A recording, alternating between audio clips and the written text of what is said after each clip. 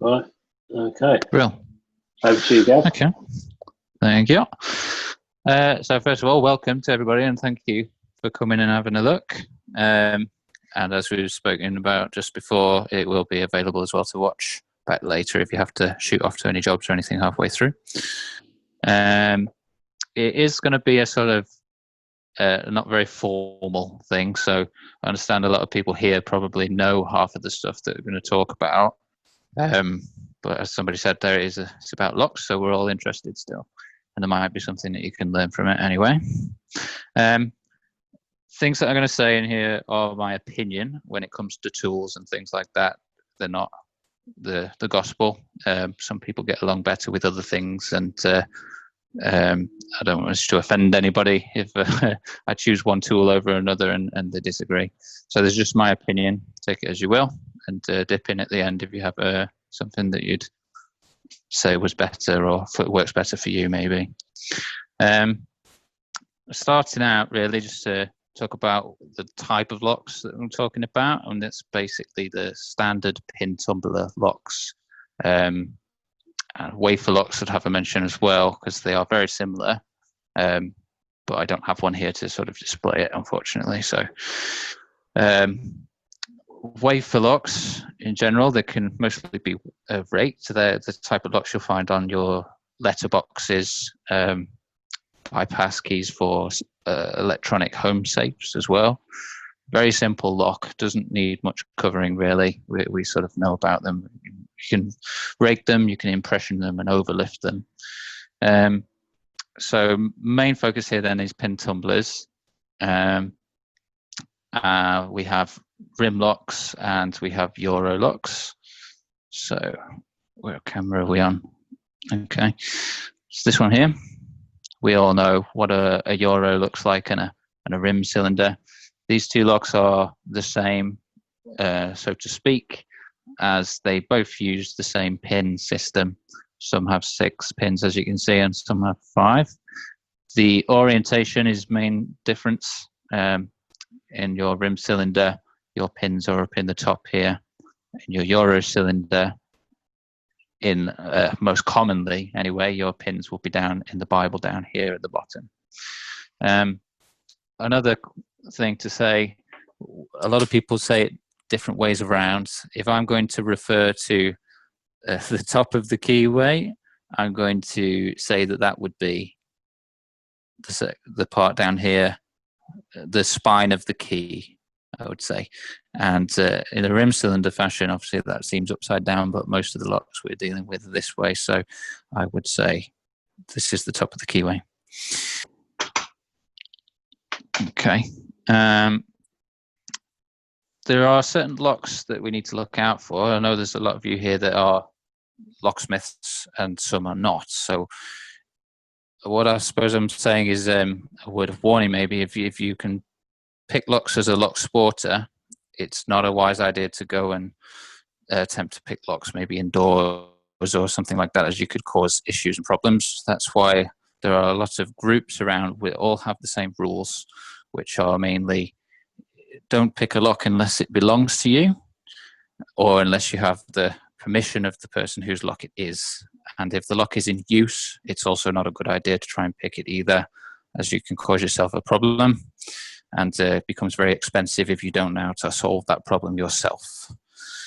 So with that being said, so one of the problems you could come across whilst picking locks indoors is trap pins. It's the big subject to really jump on straight away, but it's important. We'll just get it out of the way.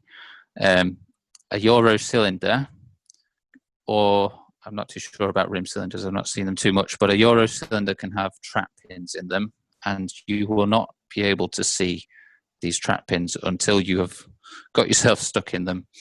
An example I have here, or one of, if we can see, this is a Miller Evo, and it looks very innocent.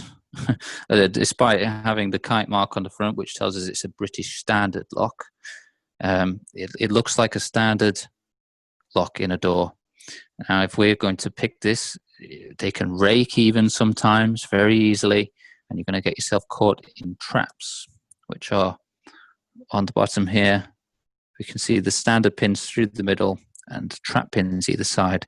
This Miller Evo has 4 either side, and believe me, it's very, very difficult to get even back straight. Once you land in those trap pins, it ends up being a very serious job to get that lock open then. And it's just another reason why, if you don't know exactly what the lock is, it's probably best to not mess with it too much. The different tools, if we want to switch to the top-down camera. There we go. So these are a few sets that I have. They don't all travel with me as I go out and do jobs. I have certain ones that I keep here on the desk, that some nice ones that have been custom made for me. This is by Rob Locks and Wes Picks. Some of you know those people. I'll show you a quick one here. Very nicely handmade and very thin and flexible. If you're starting out lock picking, something like that is probably not a good idea. You may risk damaging it. And different lock picks, it doesn't really matter too much. They all do the same thing in principle. The only thing that's changing throughout them is thickness and type of material they're made from, and obviously the shape as well. But you can pretty much get most of the shapes in all different sets with different prices. If you are starting out, what I would recommend to you is this set in the middle here with the black handles. They do also come, you'll see the same set with a blue handle as well.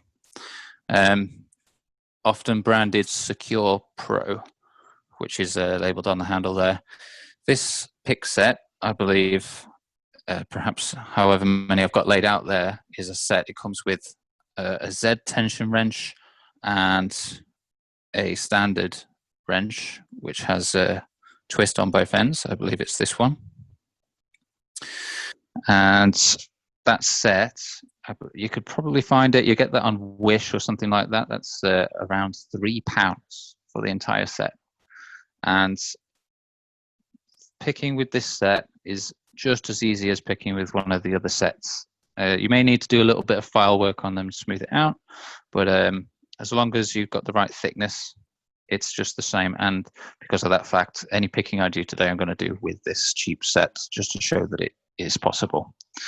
You've got other sets which are for European locks, which are a little bit thinner.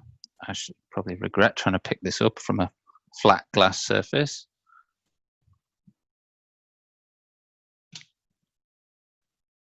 Okay, I got it. These are Sparrow's picks. That comes here in this set, this particular set from Sparrow's. It's called the Dark Shift, and they all fit in here, and it's a very slim case. It stays about that thickness when they're all loaded in there. That comes with the wrenches that you see here to the left as well. And that's a set that I carry around with me every day. That stays in the van with me. And it's very strong. I never damaged or broke those. They're very good. These red handle picks down here are another cheap set. They come about just under the price of these ones here. You can get a full set of these, maybe £13, perhaps, something like that. Again, coming with wrenches and other things. And these handles come off of them, so you can change those around for comfort. It's very important to be comfortable as you're picking. If you same goes for how you're holding your wrench and then pick as well. If you have it funky, then you're not going to get any locks open. So just the same goes for the comfort of the handles on your picks as well. That's a personal thing, in my opinion. So you can mod that, change that, however it suits you. Over to the left here as well, we have comb picks. These are mostly used for padlocks. It's similar to it in the lever locks as overlifting. I can demonstrate to you. We have a clear padlock here. So I'll show you quickly how that works. There's not a lot of skill in it, so there's not a lot to show. I'm just going to flip back to the other camera so we can get a closer look at that. Okay. or I can try and get you a closer look anyway. So what's happening here, you can see the pins, they're the driver pins in the Bible of the lock. And we have the key pins up in the top here as well. So just to demonstrate that, I will just put the key in here and show you the lock functioning so we know how it turns. It's hard to see, I understand. Okay. So what the comb pick is doing is it's entering the keyway, pressing down, each of these prongs presses down on the top of one of those pins and presses your key pins all the way down into the Bible at the bottom where the driver pins belong. And what that does is it frees up the shear line that you're trying to make when picking a lock by pushing everything down into the bottom. So the shear line is now clear, just like picking the lock, and free for you to turn. So if I've got the right end of the stick, I'll place that in there and push all of our pins down. And then I'll give it a twist in the opening direction. Oh, try again. It's sometimes a bit of a fiddle to make sure it's in the right place. There we are. And the lock has opened. No skill in that really, but also quite dependent on the lock. As you can see, the spacings on this comb pick are unique. So the other side of it, they're going to have different spacings, different thicknesses. And you saw back on the top-down view over here. There we go. You see there's a few in the set there. There's 4 different ones there with one on each end, and then this smaller set next to it with the long handles for maybe small padlocks, like master locks maybe, something like that. Okay. I'm going to lightly touch on pick guns, because obviously some of you guys are locksmiths here. This is the main weapon of our choice. The only issue with that is when you come across a lock, not necessarily a high security lock, but some of your, a Yale rim cylinder, an ERA cylinder, they do have spool pins in them, and the pick gun can't always get you past the spool pins. And what this is about now is if we're going to use a pick gun and get into a false set, then we're going to be able to pick the single pins separately to get the lock open. And I understand a lot of people would reset the lock, and it's a valid way. You reset the lock and keep trying. If you get the odd lock, it will just keep going into a false set over and over, no matter which way you try it. And we're going to talk about how to get out of that, basically. It doesn't really matter which pick gun, in my opinion. People like to say one's better than the other. I always just say there's many ways to shake a stick, and technically that's what that is. The end is vibrating up and down. You can adjust it, really. It's personally, I use the Kronos the most, and I think that's brilliant because of the batteries. It lasts a very long time. I can't actually remember the last time I charged it, but I do keep spare batteries just in case it does run out. And the dyno, you need to plug that into the wall to charge that up, so you need to make sure you've got somewhere to plug that in and charge it. Okay, so we will quickly move over to the vise here and discuss the first way that we can use hand picks to open a lock. I can tighten this down. Okay. So I have an ERA lock here. This is your common ERA rim cylinder from a night latch on a door. We'll back that out. And as I say, you can use your pick gun if you have a pick gun, if you're a locksmith. If you're on the bench and learning to lock pick, then you're not going to have one. So a very effective weapon that you can have in your pick set is a rake. I would say bow guitar. I'm going to use this one here. This is a Law Lock Tools one. This is the Tri-Peak bow guitar. Has 3 peaks on it there, and this tool is used in a motion like this, a lateral motion. And you choose your tension wrench, which is very important to have a lot of different tension wrenches. As many locks, the keyways sit a little bit differently, and you don't want to be binding up on the edge of your lock. I'll just move this down a little bit. You don't want your tension wrench to bind up on the edge of your lock here. You may not notice it's happening, and you can be picking and picking and picking, and you won't get anywhere if your wrench is binding up on the edge there. Very common for master padlocks of the Magnum range. They like to bind up like that. You can be there for a long time and not realize what's going wrong.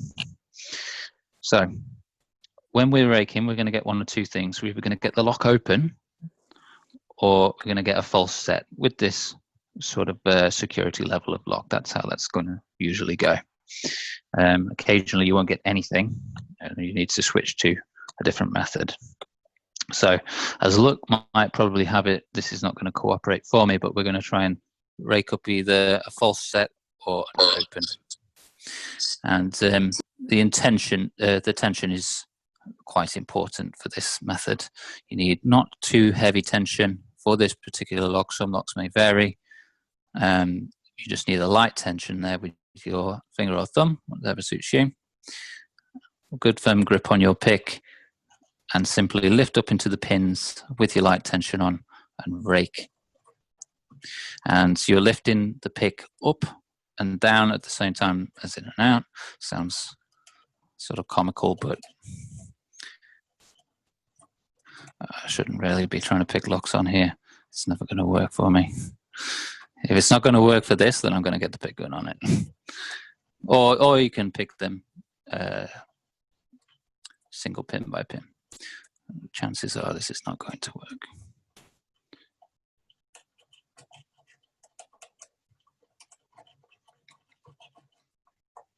I'll keep resetting the lock as well, just in case you've overset any pins.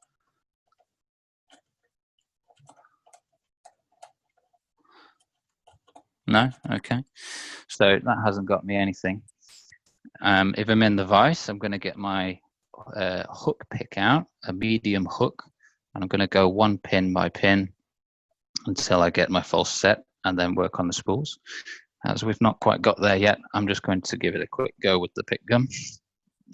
For those of you who've not seen that, I'm sure it's interesting. Most people have probably seen. So hopefully we'll get a false set out of this.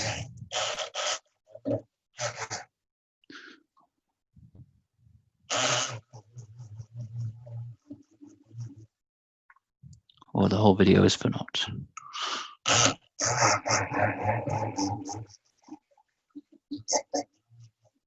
Turns out I actually don't know how to pick a lock.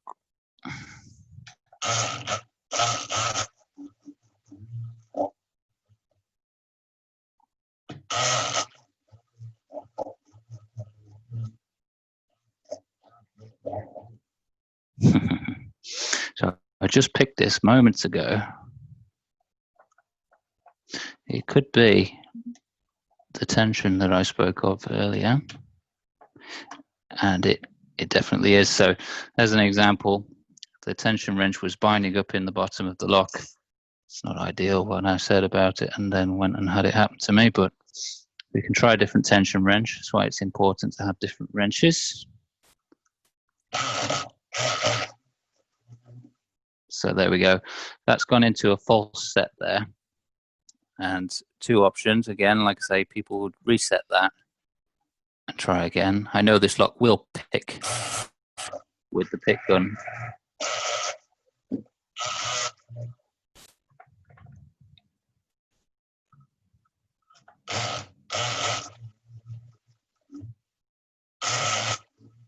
Okay.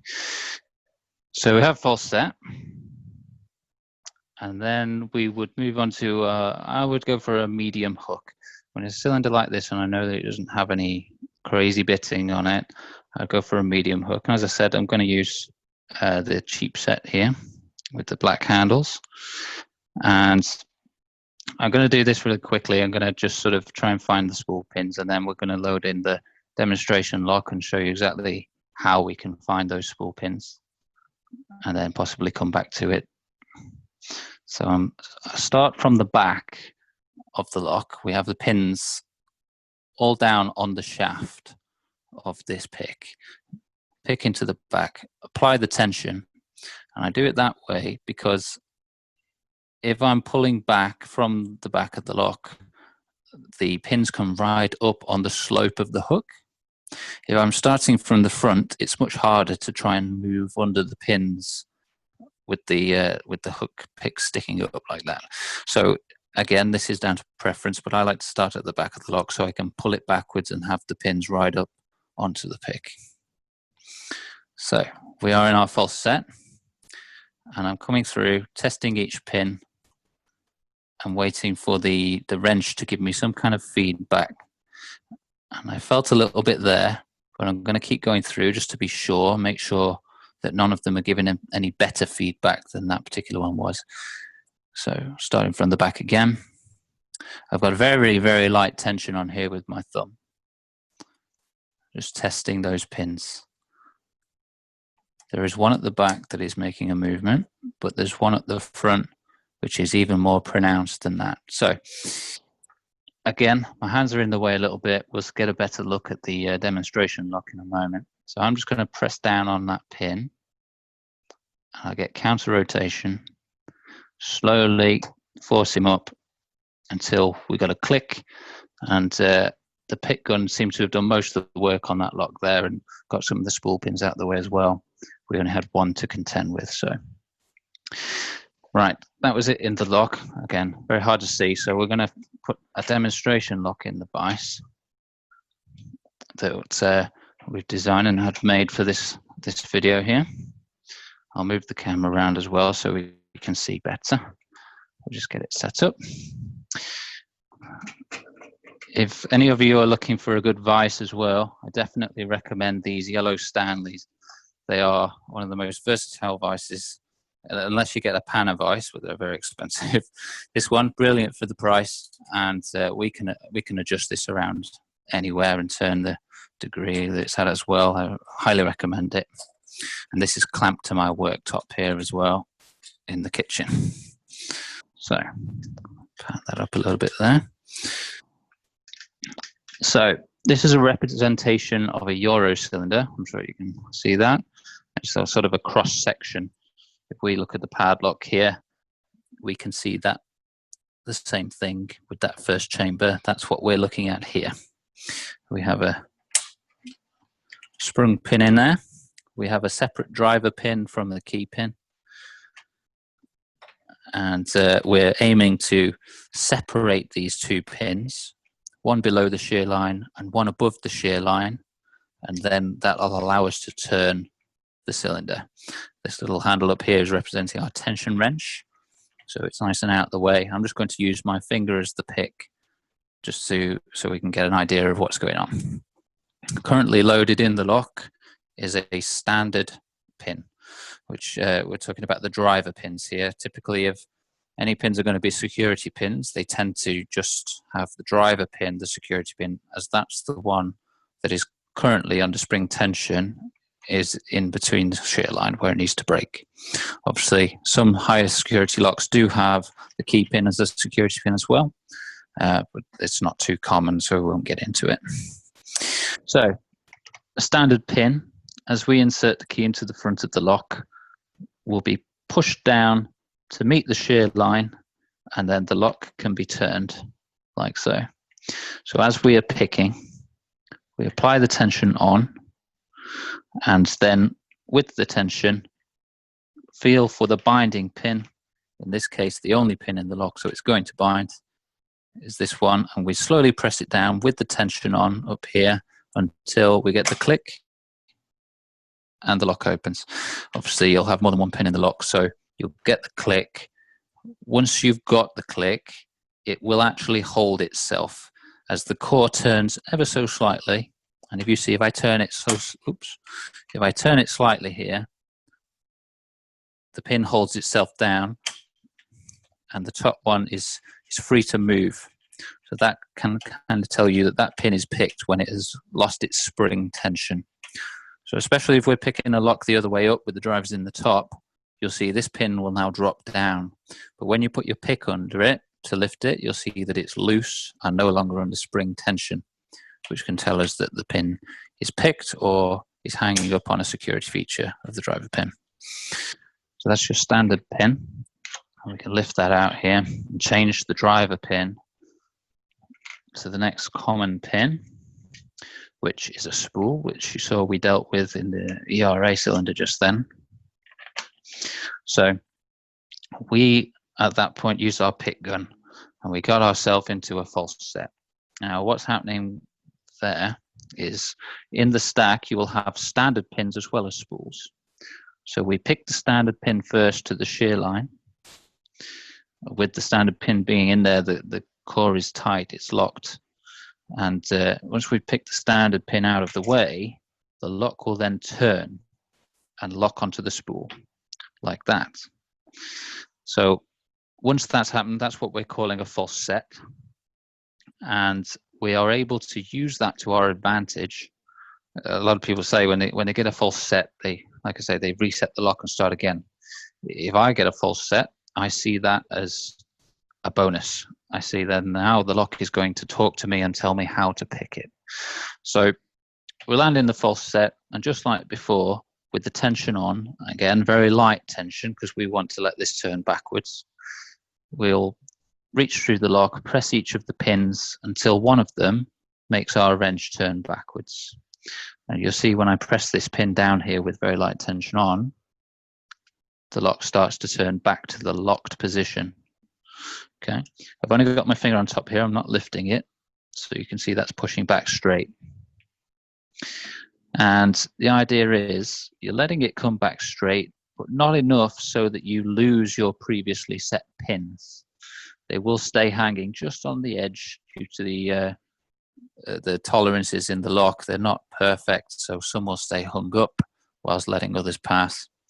So in this instance, we'll press it down with our light tension on, allow it to turn back to almost straight until you get the click from the pin. Gets caught a little bit on my lock. Click from the pin, and then the lock will turn. You may not be on the last pin in the lock that needs to go, so you may have other spools to go as well. So in that circumstance, you'll be getting your counter rotation as it comes down. You'll get the click from the spool as it enters the shear line, and the lock won't turn fully. It'll just drop back round and catch onto the next spool in your false set again.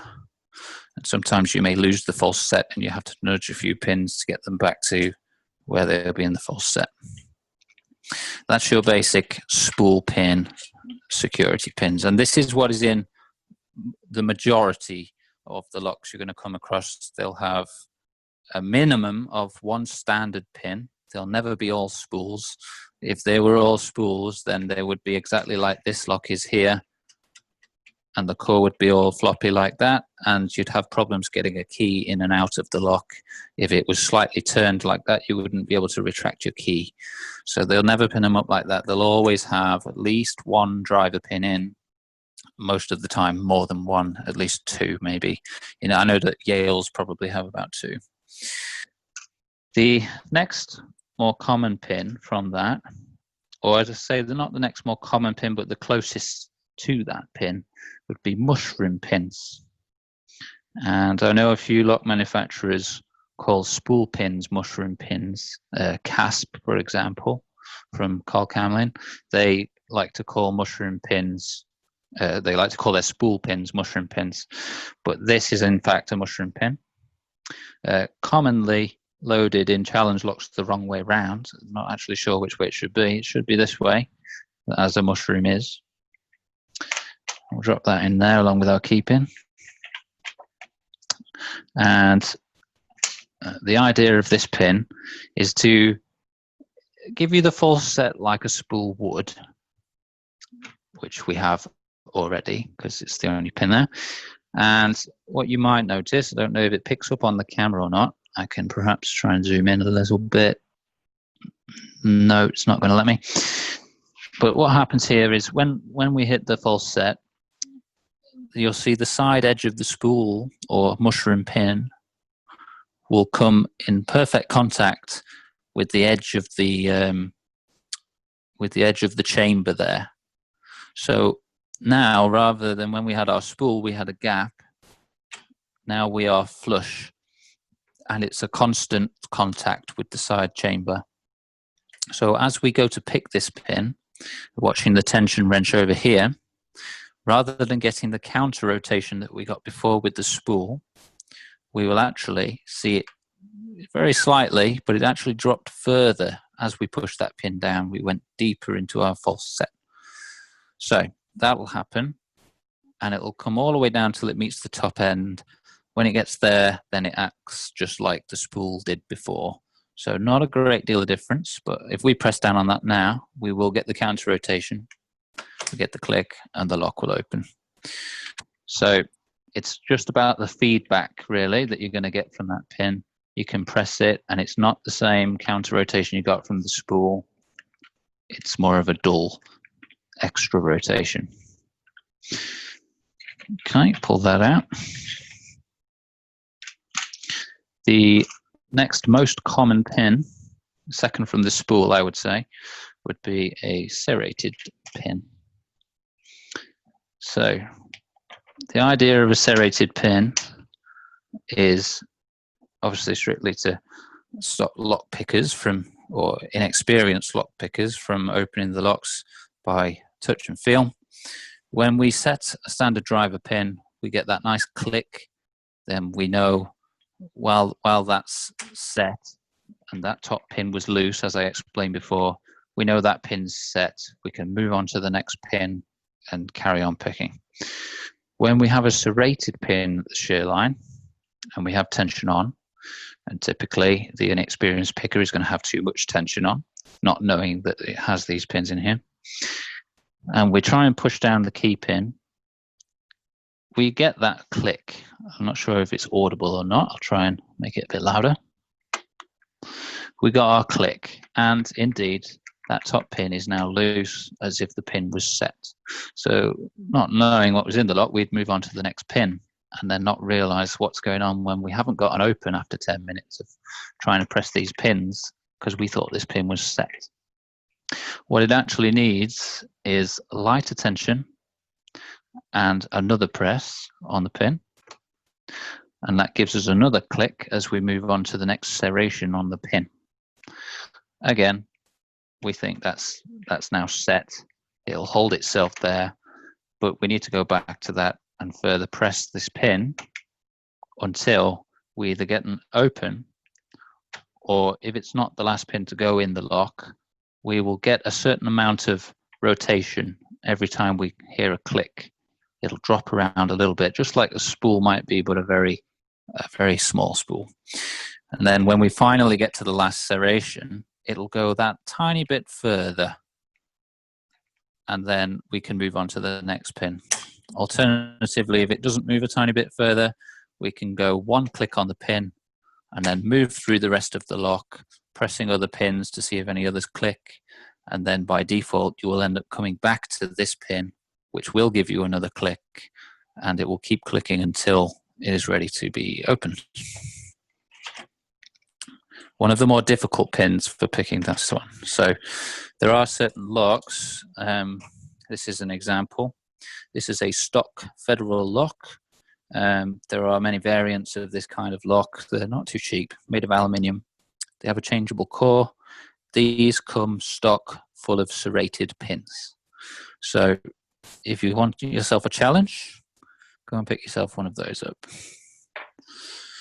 Okay, next pin. And final pin are T-pins. There are more pins out there for sure, but these are the ones I have printed, so this is the ones we're going to demo. We have a T-pin here, and you can probably notice the T-pin looks quite like a spool pin with the top knocked off. And that's exactly what it is, a little bit longer on the bottom as well. Now, how this works is, initially, we will see it's acting like a standard pin. Okay, so we put our tension on, we come to pick the pins. We'll press this one down, up, and that's given us what appears to be a false set. Now, it is technically a false set because the lock has rotated so far and then come to a stop. You may have spool pins in this lock along with the T-pin.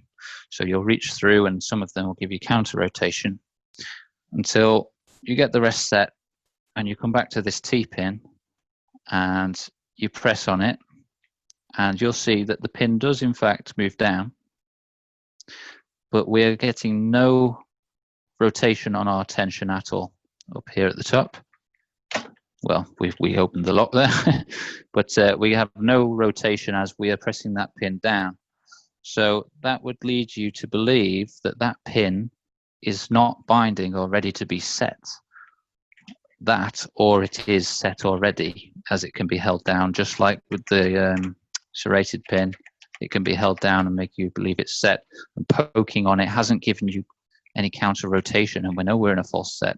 So everything should give us counter rotation. So that's designed to stop you feeling any feedback, and it just needs to be pressed that extra little bit until it breaks the shear line at the top of the pin. Like any other pin, then it'll open. Okay. That's it for the pins I have in there. What else have we got?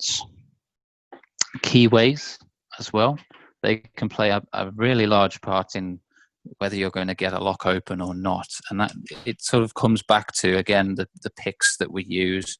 Some picks are thin, at a 15 thousandths thick. It will get us into a paracentric keyway. And what I mean by a paracentric keyway, for example here, if we can see properly, this is, I believe, a GG. This has a very paracentric keyway combined with serrated pins. And GGs do have their own style of serrated pins, which are very difficult to pick. But combined with that keyway, it stops you from getting your picks in and moving vertically up and down, and allowing you to get the full travel of the pins in there. And in the same breath as that, here is a GG key, which suits it the same. Here we have some extreme bitting, and if you can picture this going into a lock, and these being the front pins with very tall pins at the front, but very deep pins that need to be set at the back. So you wouldn't know that until you were picking the lock for so long and realized that you weren't getting anywhere, or even so, if you had a false set and you were pressing one of these pins down at the back to get your counter rotation, you would get counter rotation so far, and then the counter rotation would just stop. And then you would end up losing a load of pins. You wouldn't get anything set. And what's happening with that is, if we have our standard hook pick, I'm trying to hold it up to the key here, and we come in through the front of the keyhole, obviously with no key in the lock, and we're trying to press that pin down at the back. The shaft of our pick is colliding with the tall pins, which may already be set, or we may be oversetting them by hitting them with the shaft of the pick whilst trying to set the ones at the back. So in that circumstance, this is why you need a large variety of picks. This is a deep hook, and the difference between the two, dropped it on the floor, just grab another one. You can see the difference between these two. It's very, very small difference, but it's enough. I understand my camera's not doing a great job. There we go. This one is shallower hook. This one reaches deeper. So this pick would be able to reach over those pins and reach the pins behind without disturbing the ones at the front, bearing in mind that it also has to get through the ridiculously shaped keyway that this key belongs to. I think I'll show you here. This is the lock it belongs to. This is a GG. There we are. GG are among one of the very difficult locks to pick that are sort of stock and quite common. Not particularly the one with the paracentric key, where you can get, I do have another one here, which is the standard GG keyway. Here we go. Bit easier to navigate the keyway, but the pins that are in these locks, they are known to be very difficult lock to pick. Along that theme as well, you will find similar locks like Wink House, and any locks really that are made with good tolerances. There's a lot of German locks out there, as you'd imagine. They do it very well. And that, even though it can have standard pins in there or only spools in a Wink House, it's going to give you a lot of problems just getting to that false set even in the first place. And therefore, obviously, if you don't get your false set, you're going to really struggle getting the lock open in general. And that's without the keyway being obstructed. Looking at my list here, and I don't see too much else on it. So for sure, if any of you guys have any questions, or there's any certain locks that you're struggling with, then you can ask that. Hopefully we can try and answer it for you. I don't have the knowledge of the world, so some people know more than I do. I'm not the guru at it. I just thought I'd try and share what I do know for the people that are a bit more interested in it and don't have the access to it. So we'll share what information we can. I do have a lot of videos on YouTube already with some very, very in-depth videos on some of the high security locks and even some oddball locks as well. It's quite interesting to see. This is my channel here. A lot of you know it. You can find that on Instagram and YouTube as well. Lots of helpful videos on there. And if you are a locksmith and you have questions about locks that shouldn't really be shared on YouTube, I do also have hidden videos as well. And if I know you're a locksmith, I can share those with you also. That's about it, really. If anyone has any questions, then I suppose now we can go over those. Aha, I see Mark's holding up one of my stickers there. He's got one as well. Brilliant. That's it. Thank you. Right. I think we will be able to perhaps get some links for some of the stuff that you've seen here as well. Particularly these black handle picks, where you can go and pick those up, or anything as well. If you want to know where you can find something that you see here, then let me know and I'll let you know. I didn't cover this tension wrench here. We're looking on this camera. I didn't cover the ring tension wrench here. I don't get along with it, to be honest. I don't think it's that good. It's good maybe for your electric pick gun, but that's about it. You can't feel any spools or anything like that when you're using that. So that's why I sort of skipped that one. The spring takes away the feel as well. Definitely, yeah. There's no feedback. It sort of absorbs everything. So if it goes straight away with the pick gun, then that's, that can be very effective. But if there's any kind of security pins in the lock, then you're not going to get too far with it, and that kind of defeats the object in my view. How did you learn? How did you learn how to pick locks? So for myself, I started off in lock sport. A lot of people know that. Basically with YouTube, and there's a world of knowledge that can be found on YouTube these days, with more and more things being uploaded. And myself and the lock sporters, very good informative channels that you can go and have a look. Obviously, a lot of people know Bosnian Bill and Lock Picking Lawyer and all sorts. There are so many different channels now for anything in life that you want to know about. If you Google it, there's probably a video on YouTube about it. So, including lock picking, you can learn an awful lot from there. And if there's something that you forgot or want to know, you can rewind that video and go back and watch it again in more detail and practice alongside it as well. So I've done that, and then becoming a locksmith, I've obviously learned a lot on the job as well, with experience of things that are out on the doors. Yeah, and I'd actually say as a locksmith and not a lock sporter, the lock sporters in general can be a lot better than the locksmiths opening the really tough stuff. Absolutely. Yeah, definitely. If you're looking at sort of really high end and you want to see how to do it, there'll be someone on YouTube who's done it. Absolutely. I see a number of people picking Medico locks with the biaxial pins, Abloy locks, which in the locksmith industry, a lot of people consider them unpickable. Yeah. But there are Protect 2 locks videos that have been posted, which are genuine. And it's a bit way beyond my scale, of course, but for sure, the people that can do it are not locksmiths, which is kind of leads me to believe I need to do a bit more practicing and get back on YouTube again and have a look at some more stuff. No, it's really good for that. So, and contrary to belief, well, me anyway, I've got nothing against log sporting. And before I met Gav, I'd already seen his channel. I've followed him along with lots of other people, and I've learned loads. And from Gav especially, I think everyone who knows us can vouch for that. He really does know his stuff. So that's a good way to get into it. We've got another question. Success rate for tensioning. What's your preference? Top or bottom of the keyway? That's okay. London Locksmiths.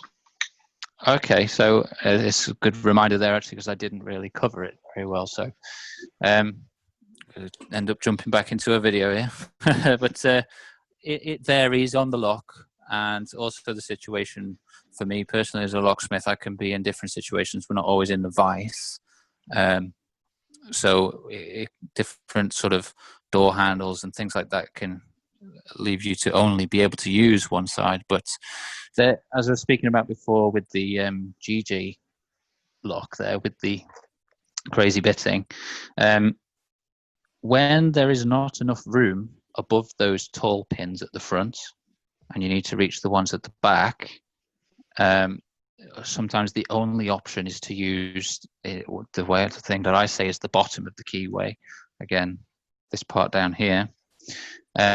Sometimes that's the only option because you don't have enough room for both your tension wrench and the lockpick to go in over the pins at the top. So quite often I'll find myself starting at the top, picking the lock, and then realizing I'm oversetting things. And whilst holding the tension on, I switch my tension around and put it in the bottom and start again. Well, not start again, but continue my picking whilst using the bottom of the keyway. I do find that it can cause problems when you're using a pick gun or raking, especially because you end up knocking your bottom of the keyway tension out, especially if you're using a rake there like that. You end up knocking your wrench, and that can be an issue. So it's kind of, you take it into consideration of what you're doing at the time and the type of lock you're picking. Vast majority of locks that are out there that I'm picking at the moment would be top of the keyway, where it's going to be in the way of the pick a little bit. It's a little bit of a sacrifice, but to me, I have more control when I'm using very light tension to keep the tension wrench in the lock and not have it drop out, in my opinion. So tension when picking with security handles or security excursions on doors, what would you use for that? Which tension wrench? Okay. Again, it is depending on the lock that is in the door. You can. A lot of people believe if they see the security handle that there is a specific kind of lock in there, but in reality, it's a Euro cylinder, and it can be anything. They can put anything in there. So again, if we have something like the GG in there, you can't use a standard wrench, even if there wasn't a pass handle on it. So you have to bear that in mind. If it was a normal style cylinder, and I believe he's talking about the fact that you need to reach the lock through the handle. So depending on how high the handle spindle is from the lock, you can use a Z wrench. and these usually tend to have a long stem on them, so that will definitely reach into the lock and get hold of that. Also, these type of locks, they tend to be fire doors and things like that with these handles on, so it will be a fire regulated lock with a thumb turn on the inside. So you would need to pick up the cam on one of those anyway whilst picking, if there's no other method that you've used. So in that circumstance, I have these two wrenches here in my set, and all they are is a standard wrench like this, and I've taken a 5-pin lock, and I've put the back end of the wrench in there like that until it hits the spring on a thumb turn lock in the back, and then I've just bent it over to the side. And then I've repeated the same thing for a 6-pin lock as well, because obviously there's a bit more room in there, and we're going to have a longer arm coming off of it. And what that allows you to do is not only get past the handle with your long stick out there, but it'll also pick the cam up at the same time on a thumb turn lock and allow you to not have to worry about getting that cam after you've picked the lock. So it'll just turn as if you've picked a non-thumb turn lock. But if I was struggling reaching the lock, I would definitely probably grab for these with the longer ends on them. Okay. We've got another question. Would you get an easier open in a certain direction? Not particularly, depending on what the lock is. Again, it's most of it is depending on what the lock is or what it's actually attached to. Certain locks, maybe I think a union or a roller bolt style lock. I have had it in the past where the moment you start to turn in the locking direction of that lock, it will bind, and it won't let you get any binding on any of the pins. And I've been there picking it for a while and not realizing why I'm not getting any pins set. And that's basically because it will only go one way, but it's not very common that you can only pick a lock one way. But for sure, it's about when the lock engages with whatever it's operating. Other than that, I think you can pick it just as easy each way, but each lock will also pick easier one way than the other. That's a characteristic of the lock itself. So it'd be very unique to each lock you walk up to. I see you've got a plug spinner there. Which yes, yeah, I was just about to mention as I finished there. This is a locksmith tool, so people doing lock sport, are we on the overhead? Yeah. People doing lock sport are not really going to use this at all. Not unless you just for a bit of fun. I know some people do have them. But if you do get a lock picked in one direction, which is not the opening direction, where you may have struggled to pick it the other way, then you can use a plug spinner here to flick it past the pins, and it doesn't give them a chance to drop back down into the core again. You put this into the plug, wind it up like so, press the button, and it spins it fast. So it'll go around into the other direction, and you'll be able to get that open. And we use this quite commonly as a locksmith. If you're using a pick gun, you go in both directions, it opens in one direction, and more often than not it goes the wrong way. So that's definitely a necessary tool as a locksmith to have. Okay. We've got another question. This is about picks. Do you have any advice on pick thickness? Obviously the keyway width is a factor, but how about flexibility? And that was from Jerry. Okay. Yeah, so these picks I've got in front of me, some are from China, from Banggood, or some from Sparrows in Canada there, and Lawlock tools as well in the UK. They are different thicknesses, and they each have their own purpose. So as you say there, depending on the lock itself, you would adapt and use the right tool for the right lock. So carrying your different thicknesses is a good idea. As I said at the very start, the other variable is the material the picks are made out of. so the different types of steel. These cheaper ones, for example, I do recommend them, as they will do everything that the other picks will do, but they will bend easier than the other higher quality steel picks. So you can use them just fine as long as you're not heavy-handed on your tension. So you don't have to force the pins as hard. You have to remember it's like a balancing act of, if you have to press hard on a pin, it means you have too much tension. So if you lighten the tension, the pin will press easier and you won't bend the pick.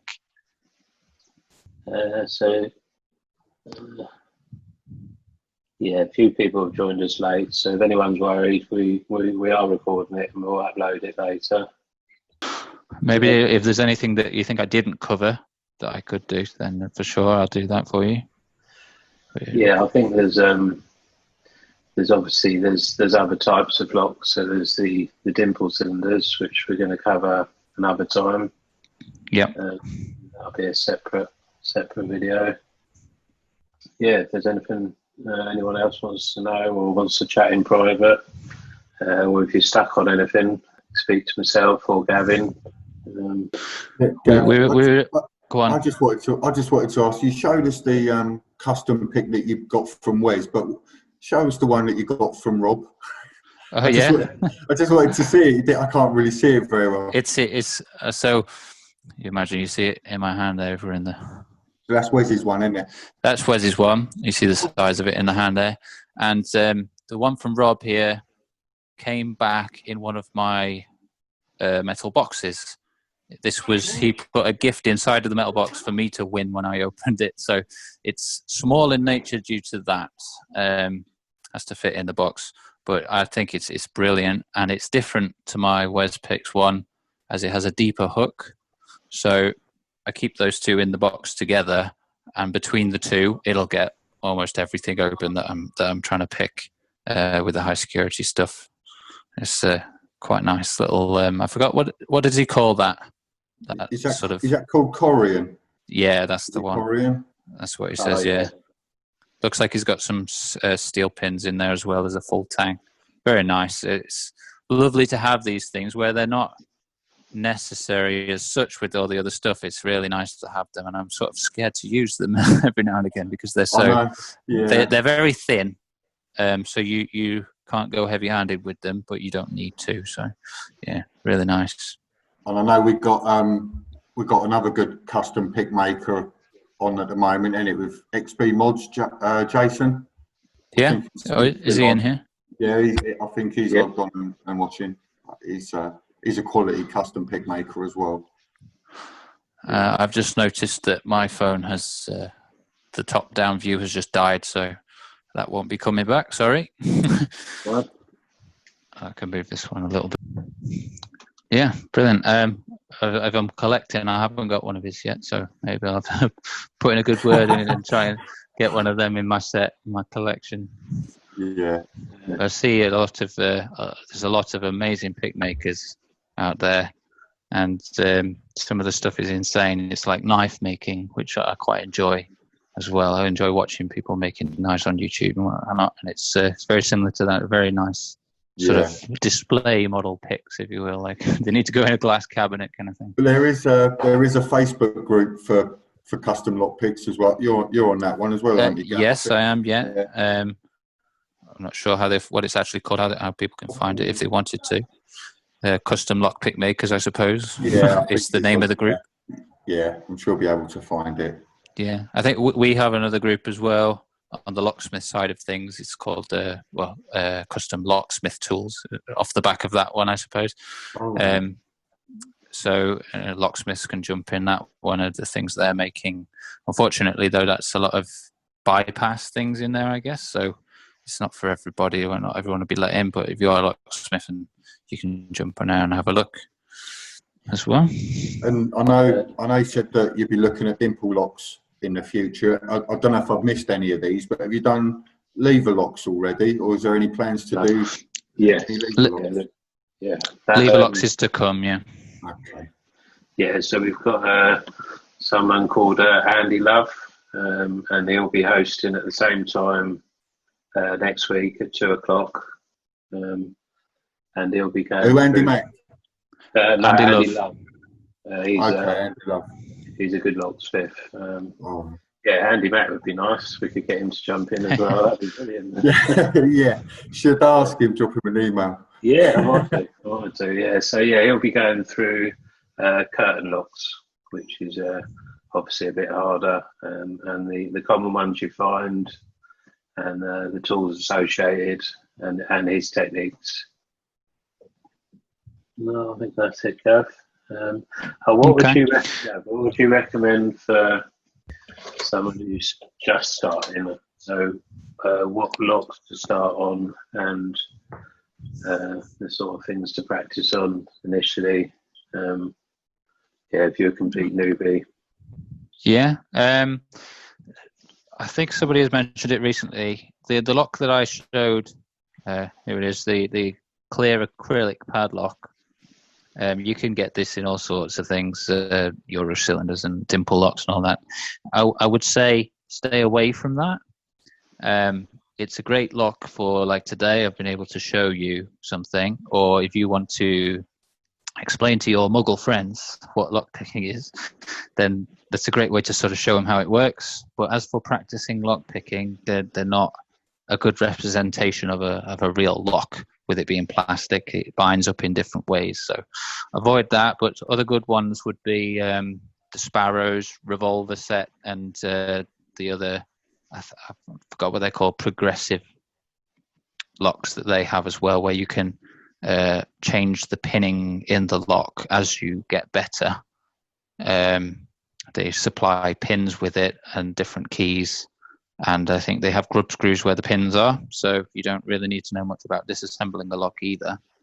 You just throw the pins in, an extra pin in as you get better, and until you reach like a full pinned lock. So they're pretty decent. Cool. Yeah, I think that about wraps it up. So for those that joined halfway through or missed it, we'll be uploading it probably tomorrow now, I'd say, and we'll post it about. I'd just like to thank Gav again. Fantastic job. No problem. Gavin, thanks. Like I said, this is something, as you said, this is something that we enjoy doing, and especially as a lock sporter myself as well. Even in my spare time, this is what I enjoy doing. So if I can share that with other people, as I do with the YouTube channel, then all the better. So people asking me questions and things like that, I'll always be happy to answer them as well, if it's on Facebook or wherever. No problem. Yeah, definitely subscribe to Gavin's YouTube so you can see it in shot there. GXAXV. Oh, sorry. Hey, hang on, I'll get you the swagger out. Yeah, that's my Instagram, and pretty much a handle for everything else I do as well. There's loads of interesting bits and bobs on there, in my opinion. Obviously, that's not posted. Well, thank you all for joining us, and I hope you're about next week, because next week will be good. So Andy's a good guy, and I've learned lots from him, and I'm sure you will too. And thank you again for Gav. Yeah, no worries. I'm definitely looking forward to the lever one next week. That's something I can learn. Yeah. Well done, Gav. Sorry I was late, but no problem at all. Yeah. I'm enjoying what I've seen at the end, and I'm looking forward to the recording. Yeah, brilliant. Yeah. Is that in the background? That's Jeff. Oh, Terry. Got a Terry in the background. Oh, you got a Terry, have you? You got a Terry. I wanted one of them. You got a chocolate orange. Where's my jig? Do you know what? It's Royal Mail. I'll send you out another one. Yeah. I'll believe you. Nice. All right, chaps. Well, we'll sign off there, and have a look out for the recording. Yeah. Thanks for everyone. Cheers, Mark. Nice one, lads. Thanks for coming, everybody. Thank you very much. Take it easy. Thank you, Mark. Cheers, mate.